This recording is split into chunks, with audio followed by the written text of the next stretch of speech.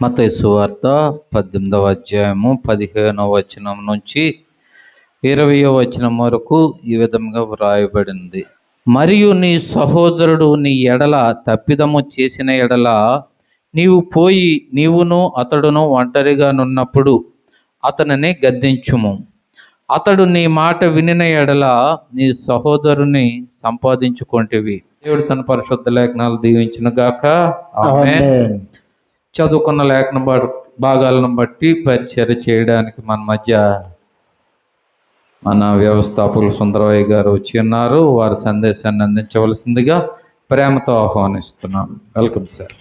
మన రక్షకుడైన ప్రభు యేసు నామమునకు వందనాలు చెల్లించుకుంటూ ఉన్నాను. మనము ఈ మత్తయి సువార్తను క్రమముగా ధ్యానించుకుంటూ ఉన్నాము. ఇప్పుడు మనము 18వ అధ్యాయము 15వ వచనము నుండి 20 వచనాలు. ఈ వచనాలలో ఏముందంటే పాపిని ప్రేమతో గెలవాలి. ఈ వచనాలు తప్పిపోయిన విశ్వాసి గురించి చెప్పబడుతున్న వచనాలు. ఎలా తప్పిపోయిన విశ్వాసిని తిరిగి సంపాదించుకోవాలో ప్రభువారు తన శిష్యులకు చెబుతూ ఉన్నారు. ఆయన 15వ వచనములో ఏమని మొదలు పెట్టారంటే మరియు నీ సహోదరుడు అంటున్నారు.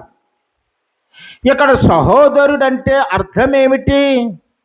తన సొంత తోబుట్టువు అనా? కాదు.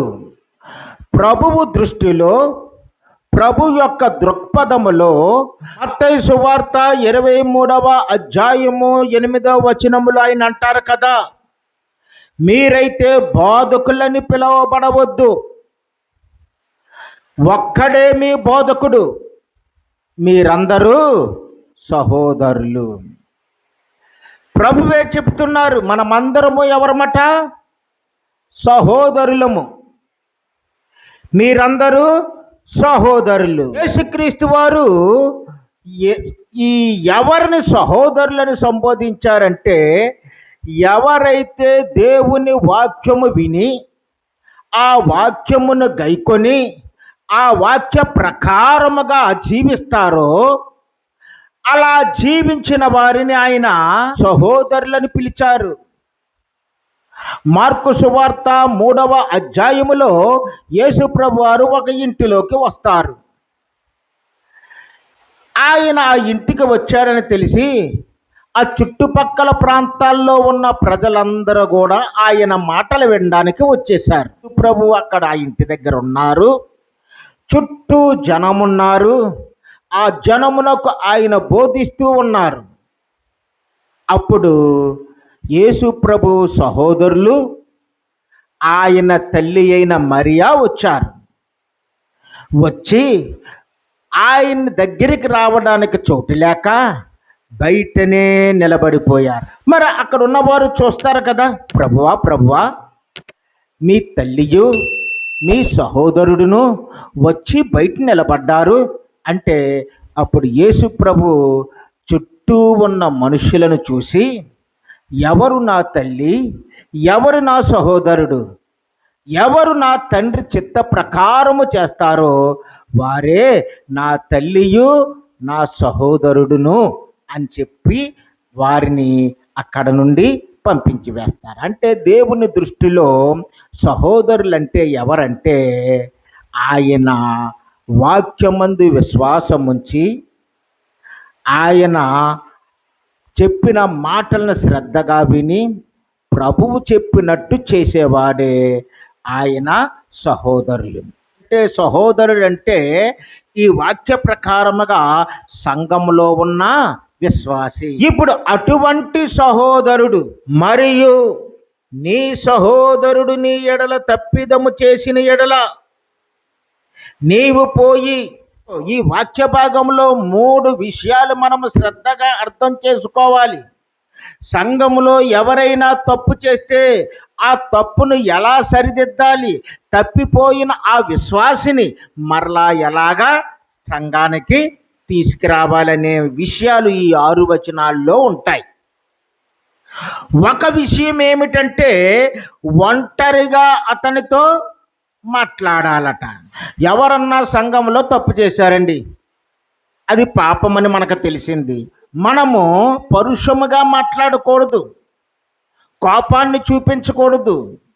ముందు అతని హృదయములో పశ్చాత్తాపము కలిగించటానికి ప్రయత్నం చేయాలి. ఎందుకు ప్రయత్నం చేయాలి? ఇక్కడ చెప్పబడిన మాట ఏమిటంటే ట్రెస్పాస్ అనే మాటకు అర్థం ఏమిటంటే అద్దుమీరి. మన విషయంలో ఎవడో ఒకడు అద్దుమీరి ప్రవర్తించాడు, మన విషయంలో ఎవరో ఒకరు అతిక్రమించాడు, నీతిని అతిక్రమించి అన్యాయముగా మన జోలికి వచ్చాడు. మనం ఏం చేయాలంటే టెల్ హిమ్ హిజ్ ఫాల్ట్, అతని యొక్క తప్పుదాన్ని అతనికి తెలిసేలాగా మనము అతనితోనే మాట్లాడాలి. మానవులకి సిన్ నేచర్ అనేది ఒకటి ఉంటుంది. సిన్ నేచర్ అంటే ఏంటి? పాప గుణము. వాక్యం అంటుంది కదా, మానవులందరూ పాపులే. కాబట్టి ఈ పాపముతో ఉన్న మానవుడికి ఏ గుణాలు ఉంటాయి? పాపము యొక్క గుణాలే ఉంటాయి. అది చేపకే నీటిలో ఎవడో ఈత నేర్పక్కర్లేదు. మానవ జన్మ ఎత్తిన వాడికి పాపం ఏమిటో అనేది చెప్పక్కర్లేదు. పెరిగే కొలది ఆ పాపం వాడిలో పెరుగుతూనే ఉంటుంది. కాబట్టి ఈ సిన్ నేచర్ ఉంటుంది. మానవులలో శరీర బలహీనతలు ఉంటాయి. ఆ శరీర బలహీనతలతో కొన్ని చెయ్యకూడని పనులు చేస్తాడు, తినకూడనివి తింటాడు, తాగకూడనివి తాగుతాడు, అనకూడని మాటలు అంటాడు, వినకూడనివి వింటాడు. ఇవన్నీ శరీర బలహీనతలు. ఈ బలహీనతలు మానవుల్లో సహజముగా ఉంటాయి. అందుకే యేసు ప్రభువారు శిష్యులతో ఒక మాట అంటారు, ఆత్మ సిద్ధమే గాని శరీరము బలహీనము. మన ఆత్మ దేవుని కొరకు సిద్ధపడాలని ఎంతో ప్రయాసపడుతుందట. కానీ శరీరం ముందు చూసావా, ఆ శరీరము ఈ లోకములో ఉన్న ఆశల వెంట, కోరికల వెంట, అతని యొక్క ఈ లోకపు దాహాల వెంట పరిగిడి ఆత్మను అర్పేస్తూ ఉంటుంది. దీనిని బట్టి ఆ సహోదరుడు బలహీనమైన శరీరానికి లోనైపోయాడు. సాతాను వాడిని శోధించింది. ఆ సహోదరుడి విషయంలో అతన్ని మనము చాలా జాగ్రత్తగా ట్రీట్ చేసి తప్పిపోయిన వాడిని మరలా సంఘమునకు లేదా సహోదరుల దగ్గరికి తీసుకొచ్చి కలపాల. ఈ శరీరానికి మనము 3 రకాలైన శత్రువుల్ని ఎదుర్కోవలసి వస్తుంది. మనము ఒకటేమిటంటే లోకము. లోకము మనకు ఒక శత్రువు. లోకములో ఏముంది? శరీరాశ, నేత్రాశ, జీవపు డంబమున్నాయి. ఏదో ఒక వలలో మనం పడతాం. అలాగే ఈ శరీరము మరి ఒక శత్రువు. ఈ శరీరములో కోరికలు ఉన్నాయి. ఆ కోరికలు తీర్చుకోవడానికి ఎంత చెడ్డ పనైనా చేయడానికి శరీరము ప్రేరేపించబడుతుంది. అంతేకాకుండా అన్నిటికంటే పెద్ద శత్రువు ఏమిటంటే సాతాను. ఈ సాతాను లోకం నుండి, శరీరము నుండి మనిషిని ప్రేరేపించి ప్రభువుకు, దేవునికి దూరము చేస్తూ ఉంటుంటుంది. మనుషులు సిన్ని నేచర్ కలిగి ఉన్నవారని, వారు సహజంగా పాపపు స్వభావముతో ఉంటారని ఎరిగి తప్పిపోయిన వారిని మరలా తిరిగి తీసుకురావడానికి మనము ప్రయత్నం చేయాలి తప్ప తప్పిపోయిన వారిని అట్టే వదిలిపెట్టేయకూడదు. కొంతమంది ఏం చేస్తారంటే వారిలో ఆత్మజ్ఞానము సరిగా ఉండదు. ఎవరు నిజమైన దేవుడో, ఎవరు పరిశుద్ధమైన దేవుడో, ఎవరు గొప్ప దేవుడో వారు తెలుసుకోక, సరైన దేవుణ్ణి వారు ఎంచుకోక, వారు ఆత్మను సాతానికి అప్పగించుకుంటారు. వారు అనేకమైన తప్పుల్ని చేస్తూ ఉంటుంటారు. సంఘాలలో ఉన్నవారు కూడా శరీరముతో ఉంటున్నారు కాబట్టి ఆ సహోదరులు కూడా ఏదో ఒక సందర్భంలో ఎప్పుడో ఒకప్పుడు తప్పు చేసినప్పుడు మనము వారి వలె మనము రియాక్ట్ అవ్వకూడదు. వారు ఎలా రియాక్ట్ అవుతారో మనం అలాగా రియాక్ట్ అవ్వకూడదు. మరి ఏం చేయాలి? అతను చేసిన తప్పును నలుగురికి చెప్పాలా? చెప్పకూడదు. మన విషయంలో తప్పు చేశాడు, తప్పు చేసినప్పుడు ఆ తప్పును నలుగురికి చెప్పకూడదు. తను సిగ్గుపరచాలనుకుంటాం. ఆ సిగ్గు పెట్టాలని చూడకుండా మనం ఏం చేయాలంటే ఆ సహోదరుని ఒంటరిగా కలిసి గద్దించాలి అని వాక్యం చెబుతుంది. అక్కడ చూడండి 15వ వచనములో ఉంటుంది, నీ ఎడల తప్పిదము చేసిన ఎడల నీవు పోయి నీవు అతడును ఒంటరిగా ఉన్నప్పుడు అతనిని గద్దించుము. గద్దించుమంటే గట్టిగా కేకలు వేయమని కాదు ఇక్కడ. Tell him his fault. అతను తప్పేటో అతనికి తెలియచేయి. అతడు నీ మాటను విని పశ్చాత్తాపం చెందితే మరలా నువ్వు ఒక సహోదరుని ఏం చేసావన్నమాట? సంపాదించుకున్నావు. యేసు ప్రభు వారు ఒక ఉపమానం చెబుతారు. 100 గొర్రెలు ఉన్నాయి. ఒక గొర్రె తప్పిపోయిన తర్వాత యేసు ప్రభు ఏం చేశాడంటే ఆ 99 గొర్రెలను ఒక కొండ మీద వదిలిపెట్టి తప్పిపోయిన గొర్రెను వెతికి పట్టుకొని మరలా మందలో కలిపాడు. మనము కూడా అలాగే సంఘంలో ఎవడో ఒకడు తప్పు చేస్తాడు, ఎవడో ఒకడు పరుషంగా మాట్లాడతాడు, ఎవరో ఒకరు దేవుడికి ఇష్టం లేని పని, సంఘమునకి ఇష్టం లేని పని, విశ్వాసులకు ఇష్టం లేని పని చేస్తాడు. చేసినప్పుడు అలాంటి వారిని నలుగురిలో సిగ్గుపెట్టక, నలుగురిలో గద్దించక, అతడు ఒంటరిగా ఉన్నప్పుడు అతని దగ్గరికి వెళ్ళి, నాయనా నువ్వు చేసింది కొంచెం పొరపాటులాగా అనిపిస్తుందిరా, ఆ పొరపాటుని సరిదిద్దుకో, మన దేవుడు క్షమించే దేవుడు, మన సంఘము కూడా నిన్ను క్షమిస్తుంది అని మనము చెప్పాలి. అలా సంఘానికి తీసుకువచ్చే క్రమములో అందరూ ఒకలాగుంటారా? ఒక్కొక్కడు చచ్చిన మాట విండు. అతడు వినని ఎడల ఎవడు? తప్పు చేసిన వాడు. మనం ఒకటిగా వెళ్ళి చెప్తాము, మన మాట వింటే సంఘమునకు మరలా తీసుకొచ్చేస్తాం. ఒక్కొక్క సందర్భంలో వాడు మాట వినడు. అతడు మాట వినని ఎడల 2-3 సాక్షుల నోట ప్రతి మాట స్థిరపరచబడినట్లు నీవు ఒకరిద్దరిని వెంట పెట్టుకొని అతని యొద్దకు పొమ్ము. మనం ఒక్కడంగా వెళ్ళి చెప్పినప్పుడు మన మాట వినలేదు, వినకపోతే అప్పుడు సంఘంలో పెద్దలు ఉంటారు కదా, మంచి వాళ్ళు ఉంటారు కదా, మంచి మనస్సాక్షి ఉన్న వాళ్ళు ఉంటారు కదా, వారిని ఇద్దరిని తీసుకుని వెళ్ళి 2-3 తీసుకుని వెళ్ళి, అయ్యా పలానా వాడు ఎలాంటి తప్పు చేశాడు, నేను చెప్పి చూశాను, అయినా చెప్పిన మాట వినట్లేదు. మరి వాక్యం ఏమని చెబుతుందంటే అలా తప్పు చేసిన వాడి దగ్గరికి మరలా సంఘానికి పిలడానికి సంఘములో 1-2 వెంట పెట్టుకుని వెళ్ళమంది మనమందరము వెళ్ళి అతన్ని కన్వే చేసి ఒప్పించి తప్పును చూపించి ప్రభు క్షమిస్తాడు నువ్వు రా అని చెప్పి మరలా సంఘానికి తీసుకొద్దాము రండి అని చెప్పి మరి తీసుకొని వెళ్ళాలట. ద్వితీయోపదేశ కాండములో 19వ అధ్యాయం 15వ వచనం అదే చెబుతుంది. ఒక్క సాక్షి యొక్క సాక్ష్యము అంగీకరించబడదు. మధ్యవర్తులుగా ఉన్నవారు ఈ పార్టీ వాడి మాట వింటారు, ఆ పార్టీ వాడి మాట వింటారు. మధ్యవర్తులు అంతే కదండి. ఎవరినన్నా మధ్యవర్తులు తీసుకొస్తే నీ గొడవ ఏంటమ్మా చెప్పంటారు, నీ గొడవ ఏంటమ్మా చెప్పని ఇద్దరిని అడుగుతారు. ఏది న్యాయమో ఏది న్యాయం కాదో వారు గ్రహిస్తారు. గ్రహించి న్యాయము అన్యాయము అనేది అక్కడ చెప్పగలుగుతారు. కాబట్టి మధ్యవర్తులు వచ్చి వారిరువురు చెప్పిన మాటలు విని వారిని ఏం చేస్తారంటే సమాధానపరుస్తారు. అదే విషయము కొండ మీద ప్రసంగంలో యేసుప్రభు వారు మత్తయి సువార్త 5వ అధ్యాయము 9వ వచనములో అంటారు కదా, సమాధానపరుచువారు ధన్యులు అంటున్నారు.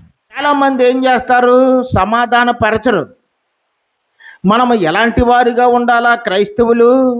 ఇద్దరి మధ్య మంటలు రగులుతున్నాయనుకో, ఇద్దరి మధ్య మంటలు రగులుతున్నప్పుడు మనం ఏం పోయాలి? సమాధానం అనే నీటిని పోయాలి. దేవుడు మనల్ని నీరుని పోసి ఆర్పమంటున్నాడు దాన్ని.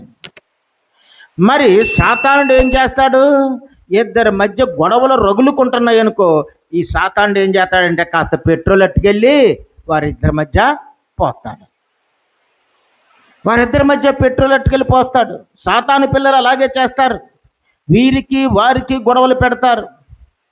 వారు ఆనందిస్తారు, సంతోషిస్తారు.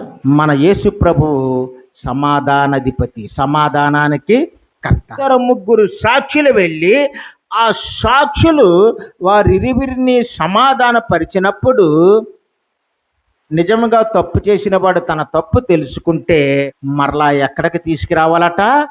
సంఘములోనికి తీసుకురావాలి. సహోదరుల దగ్గరికి తీసుకొచ్చి కలపాల. ఇప్పుడు మూడవదిగా ఏమిటి అంటే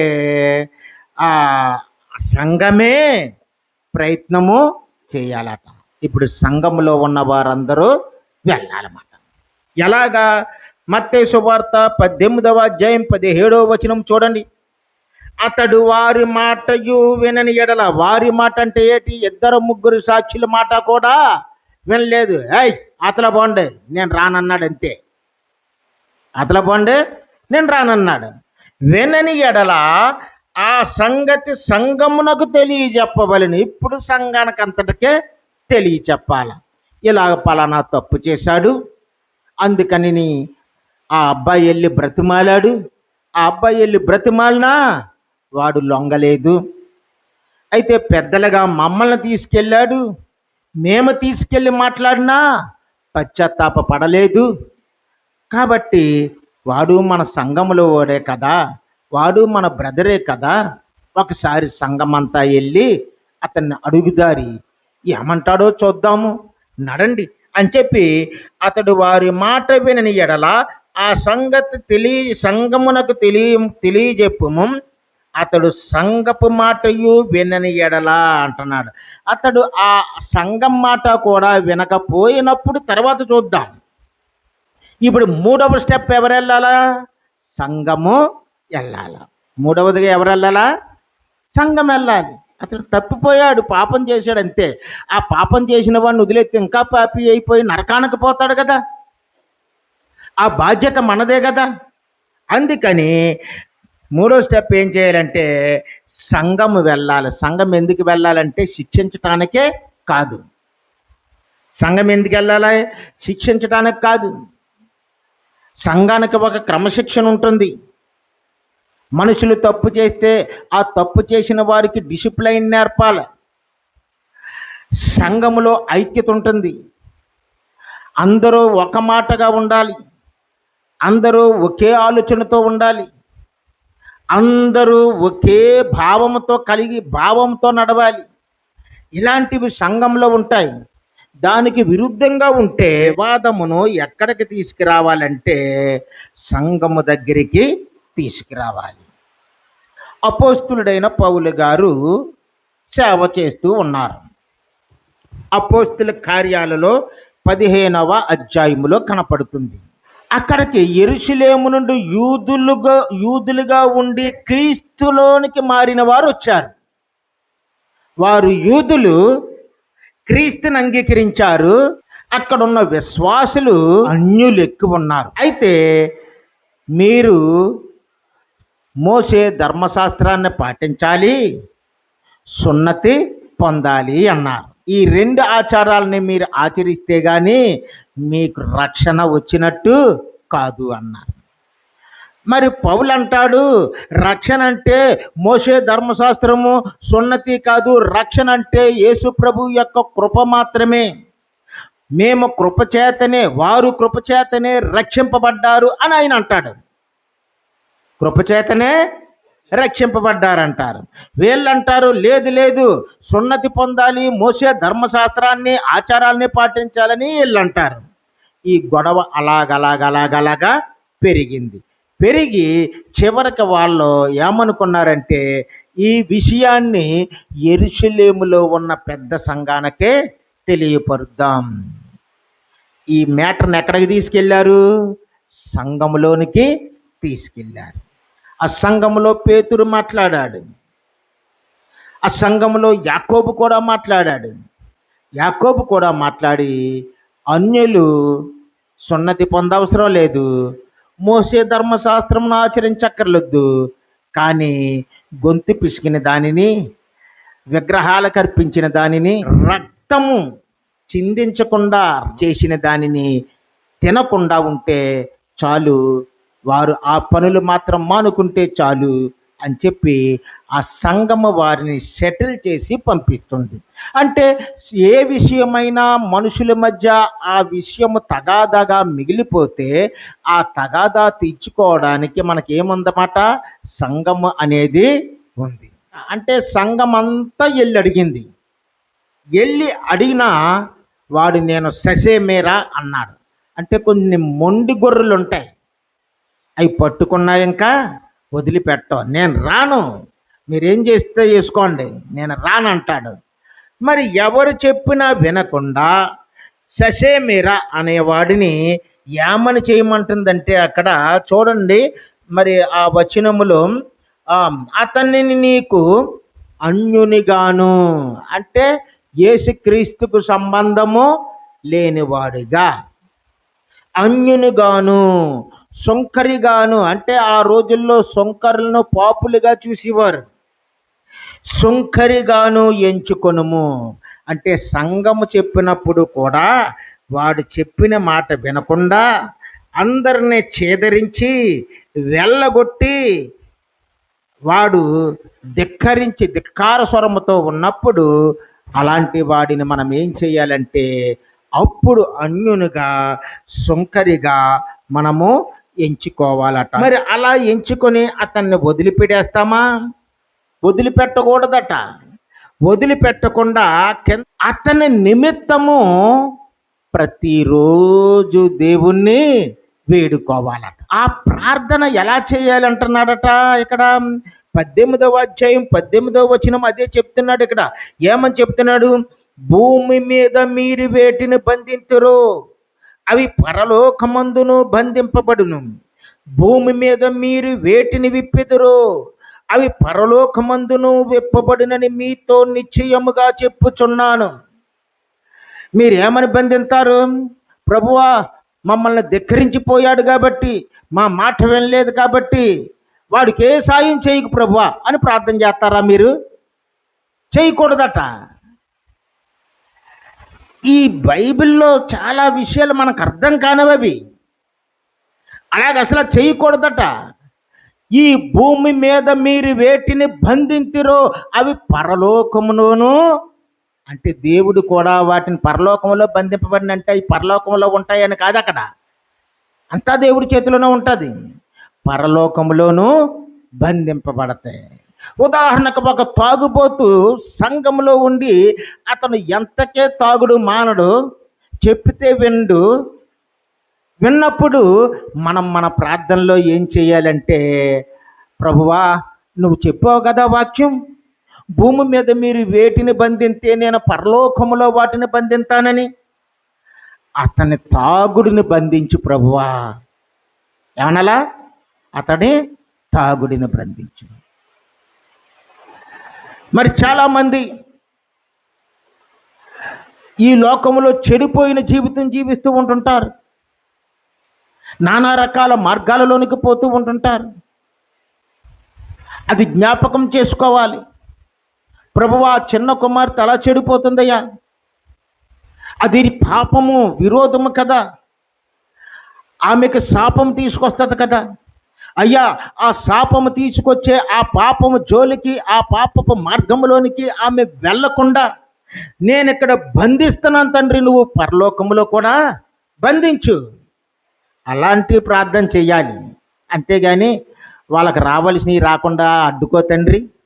వారు పొలాలు పండకుండా నాశనం చేయి తండ్రి. వారు పశువులు ఎదగకుండా నువ్వు నాశనం చేయి తండ్రి. ఇలాంటివి కాదు. సంఘములో ఉన్న బిడ్డల కోసం చెప్పబడుతుంది, తప్పిపోయిన వాడి కోసం చెప్పబడుతుంది. ఇది సంఘము దేవుని చిత్తానికి అనుకూలంగా తీసుకున్న ప్రతి నిర్ణయము కూడా పరలోకములో ఆమోదము లభిస్తుంది. సంఘము క్రమశిక్షణ అమలు చేస్తుంది. హెబ్రోను ఇలాంటి సంఘాలు ఉన్నాయనుకో, వాడు తప్పు చేశాడనుకో, తప్పు చేస్తే వాక్యం చెప్పడానికి వెళ్తున్న వాడిని నేను వాక్యం చెప్తున్నాను, వాక్యం చెప్తున్న వాడు తప్పు చేశాడని వాళ్ళకి తెలిసింది. తెలిస్తే వాళ్ళు 2 సంవత్సరాలు నువ్వు వాక్యం చెప్పడానికి వీలు లేదు అబ్బాయి అంటారు అంతే. అంటే సంఘమునకు ఒక క్రమశిక్షణ ఉంటుంది.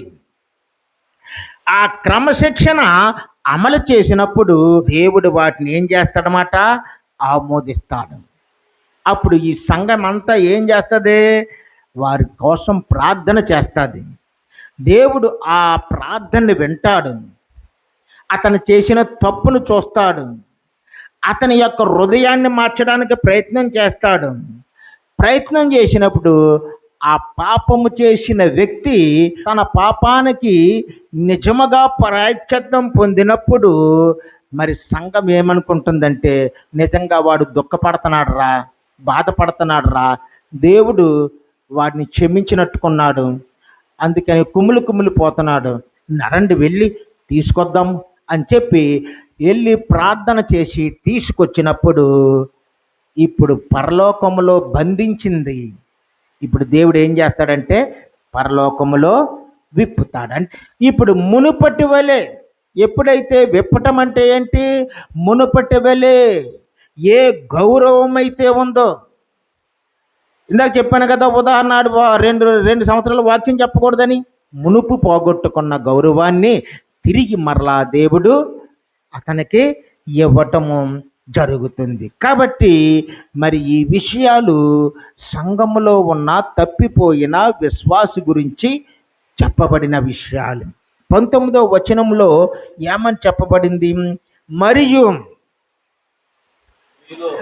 మీలో ఇద్దరు తాము వేడుకొని దేని గూర్చి అయినను భూమి మీద ఏకీభవించిన ఎడల అది పరలోకమందున్న నా తండ్రి వలన వారికి దొరుకునని మీతో చెప్పుచున్నాను.